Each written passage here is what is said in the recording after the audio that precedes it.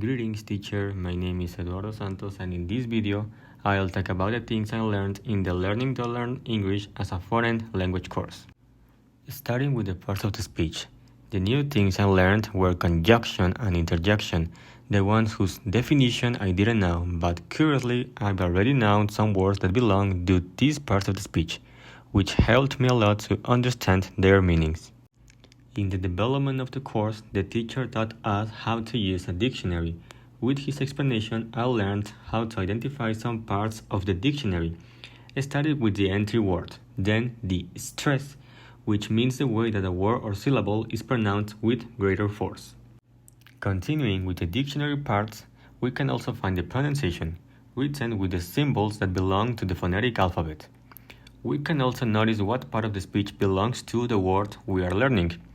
The words in the dictionary have their meaning in the language we consult, and an example sentence helps us understand them better. In the fifth week, I learned the common endings that can be added to a noun, verb, adjective, or adverb to form a new word. These endings are called suffixes, and some of the ones I learned are shown on the screen. 4 weeks later, more specifically in week number 9, I learned about the pluralization of regular and irregular nouns. There are a lot of rules for forming the plural, but I consider that most of them are easy to learn. But to be honest, a bit of these rules result difficult for me to learn.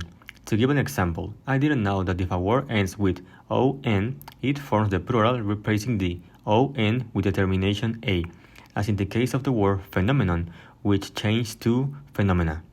Something new to me were minimal pairs, which are words that only differ by one sound but have two distinct meanings.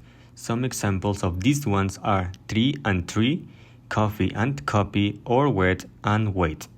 I also learned about phrasal verbs, which have two particles, the verb and an adverb or preposition, or even both. These words can also be replaced with a formal verb and vice versa. Learning about idioms and slang was fun because idioms are a type of phrase with a meaning that cannot be deciphered word for word. An example of an idiom is a piece of cake, which means something that's very easy to do. On the other hand, slang refers to a type of informal language used in certain situations. For example, these words are commonly used on the internet, with examples such as ILY, which means I love you. Learning strategies were the most complete topic of the subject because these ones have different aspects related to learning styles, such as sensory preferences, personality types, or biological differences.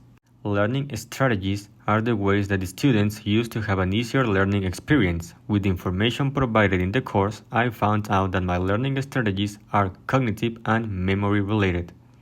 I can explain this. For the first one, I used learning material as a flashcard, and for the second one, I am good at memorizing things in different ways, such as mental pictures or locating information on pages. With respect to sensory preferences, these ones refer to the way in which students prefer studying. Visual learners like to read, auditory ones prefer oral directions, and kinesthetic and tactile students like lots of movement and enjoy working with tangible objects, collages, and flashcards. I don't have much to say about personality types other than that they were easy to understand and identify. I consider myself a mix of an introvert and an extrovert. About the biological differences, I learned what each one refers to. Sustenance refers to the need for food or drink while learning. Biorhythms reveal the times of day when students feel good and perform their best. Location involves the nature of the environment. Something that I'd have liked to learn in this course is how to write an academic text correctly, because in the first response paper, I committed some spelling mistakes. For example, I used contract forms when I didn't have to do that. I don't think there is a topic that I haven't learned well. Personally, all the topics were explained in a good way. That's all. Thank you so much for watching the video.